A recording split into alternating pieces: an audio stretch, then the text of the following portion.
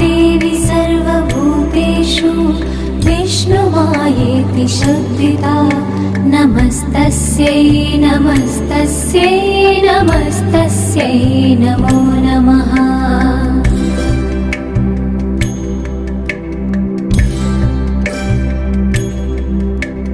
या देवी सर्वभूतेषु चेतनेत्यभिधीयते नमस्तस्यै नमस्तस्यै नमस्तस्यै नमो नमः।